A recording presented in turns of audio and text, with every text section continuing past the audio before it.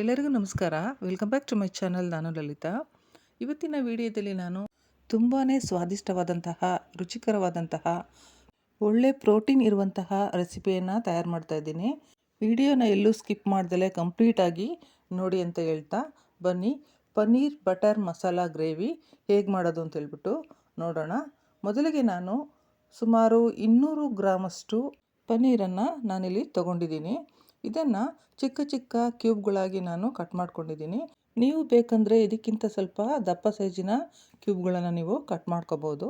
ನೋಡಿ, ಇದನ್ನು ನಾನೀಗ ಒಂದು ಬೌಲ್ನಲ್ಲಿ ಹಾಕ್ಕೊಂಡು ಒಂದು ಅರ್ಧ ಸ್ಪೂನಷ್ಟು ಖಾರದ ಪುಡಿ, ಒಂದು 1/4 ಸ್ಪೂನಷ್ಟು ಅರಿಶಿನ ಪುಡಿ ಹಾಗೂ ಸ್ವಲ್ಪ ಉಪ್ಪನ್ನು ಇದಕ್ಕೆ ಹಾಕ್ಕೊಂಡು ಚೆನ್ನಾಗಿ ಮಿಕ್ಸ್ ಮಾಡ್ಕೋಬೇಕು. ಇವಾಗ ಇದು ಚೆನ್ನಾಗಿ ಮಿಕ್ಸ್ ಆದರೆ ತುಂಬಾ ಟೇಸ್ಟಿಯಾಗಿರುತ್ತೆ. ಇದನ್ನು ಫ್ರೈ ಮಾಡ್ಕೋಬೇಕು. ಫ್ರೈ ಮಾಡ್ಕೊಳ್ಳೋದಕ್ಕಿಂತ ಮುಂಚೆ ಈ ರೀತಿ ಒಂದು ಬೌಲ್ನಲ್ಲಿ ಉಪ್ಪು, ಖಾರ, ಅರಿಶಿಣವನ್ನು ಹಾಕ್ಕೊಂಡು ಈ ರೀತಿಯಾಗಿ ಎಲ್ಲವೂ ಮಿಕ್ಸ್ ಮಾಡ್ಕೊಂಡು ಇಟ್ಕೊಂಡಿದ್ರೆ ಅದನ್ನು ನಾವು ಫ್ರೈ ಮಾಡ್ಕೋಬೋದು.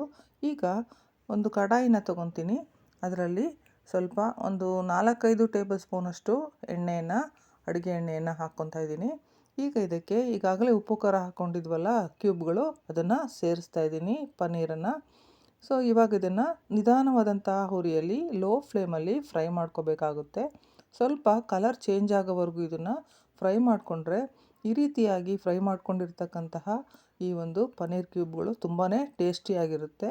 ನೋಡಿ, ಇದನ್ನು ನಾನು ಒಂದು ಬೌಲ್ನಲ್ಲಿ ಎತ್ತಿಟ್ಕೊತಾ ಇದ್ದೀನಿ. ಹೀಗೆ ಉಪ್ಪು ಖಾರ ಹಾಕ್ದಲೇ ಕೂಡ ಪನ್ನೀರ್ ಕ್ಯೂಬ್ಗಳನ್ನ ಫ್ರೈ ಮಾಡ್ಕೋಬೋದು. ಆದರೆ ಈ ರೀತಿ ಮಾಡೋದ್ರಿಂದ ತಿನ್ನಬೇಕಾದ್ರೆ ತುಂಬಾ ರುಚಿಕರವಾಗಿರುತ್ತೆ. ಈಗ ಇದೇ ಎಣ್ಣೆಯನ್ನು, ಇದೇ ಒಂದು ಕಡಾಯಿನ ಉಪಯೋಗಿಸಿ ನಾನು ಈರುಳ್ಳಿಯನ್ನು ಫ್ರೈ ಮಾಡ್ಕೊತಾ ಇದ್ದೀನಿ. ಇಲ್ಲಿ ಒಂದು ದಪ್ಪ ಗಡ್ಡೆ ಈರುಳ್ಳಿಯನ್ನು ಸಣ್ಣದಾಗಿ ಹೆಚ್ಚಿಟ್ಕೊಂಡೆ. ಇದನ್ನು ಕೂಡ ಲೋ ಫ್ಲೇಮಲ್ಲಿ ನಾವು ಫ್ರೈ ಮಾಡ್ಕೋಬೇಕಾಗುತ್ತೆ. ಒಂದು ಅರ್ಧ ಫ್ರೈ ಆದಮೇಲೆ ಒಂದು 3-4 ಬೇಡಗೆ ಮೆಣಸಿನ್ಕಾಯಿನ ನಾನು ಫ್ರೈ ಮಾಡ್ಕೊಳ್ಳೋಕ್ಕೆ ಹಾಕ್ಕೊತಾ ಇದ್ದೀನಿ. ಹಾಗೆ ಸೀಳಿದಂತಹ ಹಸಿರು ಮೆಣಸಿನ್ಕಾಯಿನ ಒಂದು 4 ಹಾಕ್ಕೊಂಡಿದ್ದೀನಿ. ಹಾಗೆಯೇ ಒಂದು ಚಿಕ್ಕ ಗಡ್ಡೆ ಬೆಳ್ಳುಳ್ಳಿ ಹೆಸರುಗಳನ್ನು ಹಾಕ್ಕೊಂಡಿದ್ದೀನಿ. ಹಾಗೆಯೇ 1 ಇಂಚು ಶುಂಠಿಯನ್ನು ಸೀಳಿ ಈ ರೀತಿ ಸೇರಿಸ್ತಾ ಇದ್ದೀನಿ. ಮತ್ತು ಒಂದು 15 ಗೋಡಂಬಿಯನ್ನು ಇದಕ್ಕೆ ಸೇರಿಸ್ತಾ ಇದ್ದೀನಿ ಫ್ರೈ ಮಾಡ್ಕೊಳ್ಳಿಕ್ಕೆ. ಇದು ತುಂಬಾ ಟೇಸ್ಟ್ ಕೊಡುತ್ತೆ. ಹಾಗೆಯೇ ಟೊಮೊಟೊ ಹಣ್ಣನ್ನು ಉದ್ದುದ್ದ ಸೀಳಿ ಈ ರೀತಿಯಾಗಿ ಸೇರಿಸ್ತಾ ಇದ್ದೀನಿ. ಇವಿಷ್ಟು ಸಾಮಗ್ರಿಗಳನ್ನು ನಾವು ಒಂದು ಮೀಡಿಯಮ್ ಫ್ಲೇಮ್ ಇಟ್ಕೊಂಡು ಟೊಮೊಟೊ ಹಣ್ಣು ಮೆತ್ತಗಾಗೋವರೆಗೂ ಇದನ್ನು ಈ ರೀತಿಯಾಗಿ ಫ್ರೈ ಮಾಡ್ಕೋಬೇಕಾಗುತ್ತೆ. ನೋಡಿ, ಈಗ ಟೊಮೊಟೊ ಹಣ್ಣು ಮೆತ್ತಗಾಗಿದೆ. ಇವೆಲ್ಲವನ್ನು ನಾನು ಒಂದು ಪ್ಲೇಟಿಗೆ ಸರ್ವ್ ಮಾಡ್ತಾಯಿದ್ದೀನಿ. ತಣ್ಣಗಾಗಬೇಕು ಇದು ಆರಿದ ಮೇಲೆ ಇದನ್ನು ಮಿಕ್ಸಿಯಲ್ಲಿ ಗ್ರೈಂಡ್ ಮಾಡ್ಕೋಬೇಕಾಗುತ್ತೆ. ಈಗ ನಾನು ಒಂದು ಮಿಕ್ಸಿ ಜಾರನ್ನು ತೊಗೊಂಡಿದ್ದೀನಿ. ಇದರಲ್ಲಿ ಈಗಾಗಲೇ ನಾವು ಫ್ರೈ ಮಾಡ್ಕೊಂಡಿರ್ತಕ್ಕಂಥ ಈ ಎಲ್ಲ ಪದಾರ್ಥಗಳನ್ನು ಮಿಕ್ಸಿ ಜಾರ್ಗೆ ಸೇರಿಸ್ತಾ ಇದ್ದೀನಿ. ಕಂಪ್ಲೀಟಾಗಿ ಇದನ್ನೆಲ್ಲ ಸೇರಿಸಿದ ಮೇಲೆ ಇದಕ್ಕೆ ಸ್ವಲ್ಪ ನೀರು ಹಾಕ್ಕೋಬೋದು. ಆದರೆ ನಾನು ನೀರು ಹಾಕ್ಕೊಳ್ಳಲ್ಲ. ಯಾಕೆ ಅಂತಂದರೆ ಟೊಮೊಟೊ ಹಣ್ಣಲ್ಲೇ ಸಾಕಷ್ಟು ನೀರಿರುತ್ತೆ. ಬೇಕು ಅಂತಂದರೆ ಸ್ವಲ್ಪ ನೀರನ್ನು ಗ್ರೈಂಡ್ ಮಾಡೋ ಟೈಮಲ್ಲಿ ಹಾಕ್ಕೋಬೇಕಾಗುತ್ತೆ. ನೋಡಿ, ಎಷ್ಟು ಚೆನ್ನಾಗಿ ನೈಸ್ ಪೇಸ್ಟ್ ಬಂದಿದೆ. ಇವಾಗ ಇದನ್ನು ಒಂದು ಕಡೆ ಎತ್ತಿಡೋಣ. ಈಗ ಮತ್ತೆ ಅದೇ ಒಂದು ಕಡಾಯಿನ ತಗೊಂಡು ನಾನು ಈಗ ಮತ್ತೆ ಫ್ರೈ ಮಾಡಲಿಕ್ಕೆ ಯೂಸ್ ಮಾಡ್ತಾ ಇದ್ದೇನೆ. ಈಗ ಮತ್ತೆ ಒಂದು ಸ್ವಲ್ಪ ಒಂದು 3-4 ಟೇಬಲ್ ಸ್ಪೂನಷ್ಟು ಎಣ್ಣೆ ಹಾಗೂ ಮತ್ತು ಬೆಣ್ಣೆಯನ್ನು ಕೂಡ ಸೇರಿಸ್ತಾ ಇದ್ದೇನೆ. ಈ ಒಂದು ಬಟರ್ ಏನಿದೆ, ಇದು ಈ ಒಂದು ಗ್ರೇವಿಗೆ ಅದ್ಭುತವಾದಂತಹ ರುಚಿಯನ್ನು ಕೊಡುತ್ತೆ. ಹಾಗಾಗಿ ಬೆಣ್ಣೆ ಮತ್ತು ಎಣ್ಣೆ ಎರಡನ್ನೂ ತೊಗೊಂಡು ನಾನು ಫ್ರೈ ಮಾಡ್ತಾ ಇದ್ದೇನೆ. ಒಂದು ಪಲಾವ್ ಎಲೆ, ಅರ್ಧ ಇಂಚು ಚಕ್ಕೆ, 2 ಲವಂಗ, ಹಾಗೆ 1 ಸ್ಪೂನ್ ಜೀರಿಗೆ ಸೇರಿಸ್ತಾ ಇದ್ದೇನೆ. ಮತ್ತು ಇದಕ್ಕೆ ನಾನು 2 ಏಲಕ್ಕಿಯನ್ನು ಫ್ರೈ ಮಾಡಲಿಕ್ಕೆ ಸೇರಿಸ್ತಾ ಇದ್ದೇನೆ. ಇವೆಲ್ಲದರ ಮಿಶ್ರಣವನ್ನು ನಾವು ಇವಾಗ ಲೋ ಫ್ಲೇಮ್ ಇಟ್ಕೊಂಡು ಈ ರೀತಿಯಾಗಿ ಫ್ರೈ ಮಾಡ್ಕೋಬೇಕು. ಒಂದು 10 ಸೆಕೆಂಡ್ ಸಾಕು. ಇದು ಎಲ್ಲ ಕರಗುತ್ತೆ. ಬೆಣ್ಣೆ ಎಲ್ಲ ಕರಗಿದ ತಕ್ಷಣ ನಾವಿದಕ್ಕೆ ಮಸಾಲ ಪೌಡ್ರ್ಗಳನ್ನು ಹಾಕೋಣ. ನಾನಿಲ್ಲಿ 1 ಸ್ಪೂನಷ್ಟು ರೆಡ್ ಚಿಲ್ಲಿ ಪೌಡ್ರನ್ನ ತೊಗೊಂಡಿದ್ದೀನಿ. ಹಾಗೆಯೇ 1 ಸ್ಪೂನಷ್ಟು ಧನಿಯಾ ಪೌಡ್ರ್ ಇಲ್ಲ ಅಂತಂದರೆ ಸಾಂಬಾರು ಪುಡಿ ಯೂಸ್ ಮಾಡ್ಬೋದು.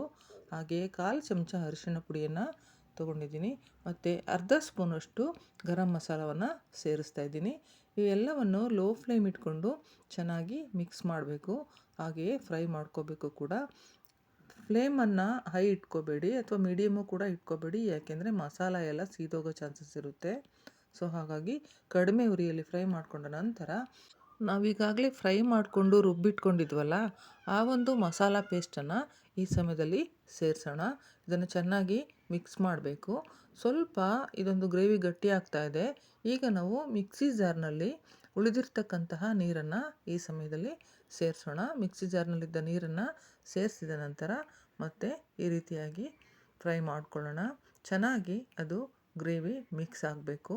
ಹಾಗೆ ಒಂದು ಲೋ ಫ್ಲೇಮ್ ಇಟ್ಕೊಂಡೇ ಇದನ್ನು ಮಾಡಿ, ಯಾಕೆಂದರೆ ಮಸಾಲ ಪದಾರ್ಥಗಳು ಇರೋದ್ರಿಂದ ಹಾಗಾಗಿ ಮಾಡಬೇಕು. ಈಗ ಗ್ರೇವಿ ಗಟ್ಟಿ ಆಯಿತು ಅಂತಂದರೆ ಸ್ವಲ್ಪ ನೀರನ್ನು ಕೂಡ ಸೇರಿಸ್ಬೋದು. ಈ ಸಮಯದಲ್ಲಿ ನಾನು ರುಚಿಗೆ ತಕ್ಕಷ್ಟು ಉಪ್ಪನ್ನು ಹಾಕ್ತಾಯಿದ್ದೀನಿ. ಉಪ್ಪನ್ನು ನೋಡಿ ಹಾಕ್ಕೊಳ್ಳಿ, ಯಾಕೆ ಅಂತಂದರೆ ಕ್ಯೂಬ್ಗಳಿಗೆ ಸ್ವಲ್ಪ ಉಪ್ಪು ಹಾಕಿದ್ವಲ್ಲ ಮಿಕ್ಸ್ ಮಾಡಬೇಕಾದ್ರೆ, ಹಾಗಾಗಿ. ಈಗ ಚೆನ್ನಾಗಿ ಕುದಿ ಬರ್ತಾ ಇದೆ. ಈಗ ನಾವು ಈ ಒಂದು ಪನ್ನೀರ್ ಕ್ಯೂಬ್ಗಳನ್ನ ಸೇರಿಸುವಂತಹ ಸಮಯ. ಉಪ್ಪು ಖಾರ ಹಾಕಿರ್ತಕ್ಕಂಥ ಫ್ರೈ ಮಾಡ್ಕೊಂಡಿರ್ತಕ್ಕಂತಹ ಈ ಒಂದು ಪನ್ನೀರ್ ಕ್ಯೂಬ್ಗಳನ್ನು ಇದಕ್ಕೆ ಹಾಕಿದ ನಂತರ ಈಗ ಫ್ಲೇಮನ್ನು ಮೀಡಿಯಮ್ ಫ್ಲೇಮ್ ಇಟ್ಕೊಳ್ಳಿ. ಸ್ವಲ್ಪ ಮಧ್ಯಮ ಉರಿಯಲ್ಲಿ ಇದನ್ನು ಬಿಸಿ ಮಾಡ್ಕೊಳ್ಳಿ, ಒಂದು ಕುದಿ ಬರೋವರೆಗೂ. ಕುದಿ ಬಂದ ತಕ್ಷಣ ನಾವೇನು ಮಾಡಬೇಕು, ಇವಾಗ ಒಂದು ಅರ್ಧ ಕಪ್ ಮೊಸರನ್ನು ಇದಕ್ಕೆ ಸೇರಿಸೋಣ. ಮೊಸರನ್ನು ಸೇರಿಸೋದ್ರಿಂದ ಈ ಒಂದು ಗ್ರೇವಿ ತುಂಬಾ ರುಚಿ ಕೊಡುತ್ತೆ. ಸೊ ಮೊಸರನ್ನ ಸೇರಿಸಿ ಇದನ್ನು ಚೆನ್ನಾಗಿ ಮತ್ತೆ ಮಿಕ್ಸ್ ಮಾಡೋಣ. ಮೊಸರನ್ನು ಸೇರಿಸಿದ ನಂತರ ಅದನ್ನು ಹಾಗೇ ಈ ರೀತಿಯಾಗಿ ನಿಧಾನವಾಗಿ ಈ ರೀತಿಯಾಗಿ ಮಿಕ್ಸ್ ಮಾಡ್ಕೊಳ್ಳೋಣ. ನಿಧಾನವಾಗಿ ಬೇಯಲಿ ಇದು.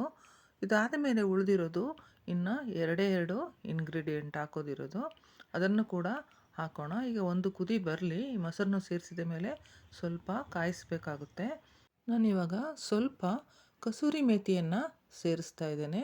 ಈ ರೀತಿ ಸೇರಿಸಿದ ನಂತರ ಸಣ್ಣದಾಗಿ ಹೆಚ್ಚಿಟ್ಕೊಂಡಿರ್ತಕ್ಕಂತಹ ಕೊತ್ತಂಬರಿ ಸೊಪ್ಪನ್ನು ಕೂಡ ಈ ಸಮಯದಲ್ಲಿ ಸೇರಿಸ್ತಾ ಇದ್ದೇನೆ. ಈ ಎರಡು ಫೈನಲ್ ಇಂಗ್ರೀಡಿಯೆಂಟ್ಸ್ ಸೇರಿಸಿದ ಮೇಲೆ ಎಲ್ಲವೂ ಕಂಪ್ಲೀಟಾಗಿ ಇದಕ್ಕೆ ಸೇರಿಕೊಳ್ತು. ಈಗೇನಿದ್ರು ಇದನ್ನು ಚೆನ್ನಾಗಿ ಬಾಯ್ಲ್ ಮಾಡಬೇಕು. ಸೊ ಹಾಗಾಗಿ ಒಂದು ಲಿಡ್ಡನ್ನು ಕ್ಲೋಸ್ ಮಾಡಿ ಸುಮಾರು 5 ನಿಮಿಷಗಳ ಕಾಲ ಇದನ್ನು ಈ ರೀತಿಯಾಗಿ ಕುದಿಸ್ಬೇಕಾಗುತ್ತೆ. ಚೆನ್ನಾಗಿ ಕುದ್ದಿದೆ ನೋಡಿ, ಎಷ್ಟು ಚೆನ್ನಾಗಿ ಬಂದಿದೆ. ಸುತ್ತಲೂ ಕೂಡ ಎಣ್ಣೆ ಬಿಟ್ಕೊಂಡು ತುಂಬಾ ಚೆನ್ನಾಗಿ ಅದು ಕುದಿ ಬರ್ತಾ ಇದೆ ನೋಡಿ. ಹಾಗೆ ಅದನ್ನು ಸೌಟಲ್ಲಿ ಕೈ ಆಡಿಸ್ಕೊಳ್ಳೋಣ. ಎಲ್ಲವೂ ಕೂಡ ಅದು ಸೀದೋಗಬಾರ್ದು, ಆ ರೀತಿಯಾಗಿ ಕೈ ಆಡಿಸ್ಕೊಂಡು ಎಲ್ಲವನ್ನು ಕೂಡ ನೋಡಿ ಎಷ್ಟು ಚೆನ್ನಾಗಿ ಬಂದಿದೆ.